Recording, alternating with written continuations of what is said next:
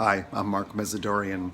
The angels are identifying this as a good time on the planet, and what they like about this time is the fact that nothing is hidden, that everything is exposed. So things that are unpleasant, bigotry, racism, they're on the table and exposed. So this has also created this space where most everyone in America right now are not feeling safe.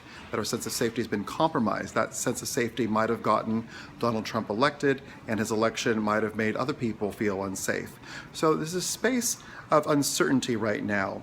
And what the angels are asking us to do is to go back to the basics, to do things that we know calm us and center us, be that meditation, going out in nature, getting out of artificial environments, but also listening to music.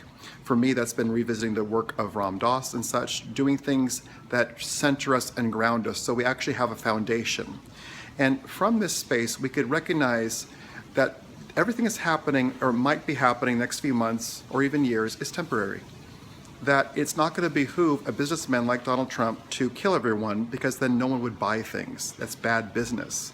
So if we take off the table things that might be cataclysmic, that might be in our consciousness, to let that go and to truly recognize what is being asked of us right now, which is to be clear about what kind of country we want to live in, what planet we want to live on, and to let that happen, to make that happen, to be grounded and centered in our power, and to truly drop out of circumstances and drop into a space of mastery.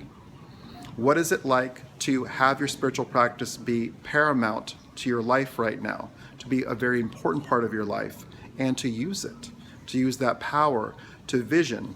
One of the main messages the angels have about this year is for us to work beyond words. So words are not serving us right now in a time where people are curating their own news, that they're choosing their own reality and their own source of facts.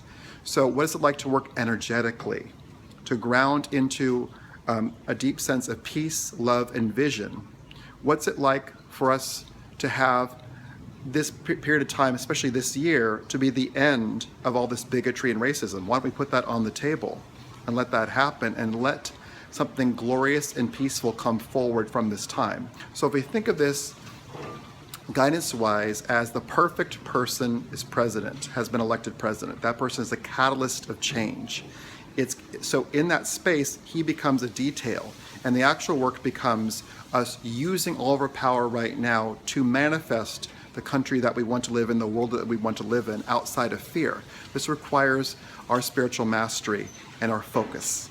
So what we can do with that is to recognize, this is where it ties into all the folks who've been passing away, this huge number of people, artists who passed away in 2016. If we look at the commonality of that, this is a download that came forward from John Lennon the day George Michael died. And he talked about that there's a plan and a reason for all those folks passing away. That the plan involves the simple fact that all those folks that we loved who passed away, were master artists, masters of expression, that they all communicated incredibly well, that they understood communication.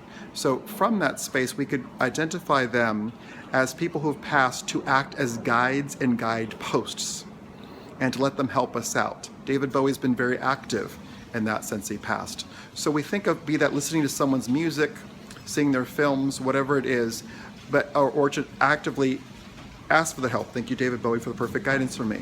To let them be of service to you, and to recognize that there is an order to what is happening right now. This is the time where we truly get into a space of power and majesty, where we release these differences, we release our addiction to separation, and to get into a space where we actually act as one and use our mastery right now to be who we actually are, and to use all of ourselves right now.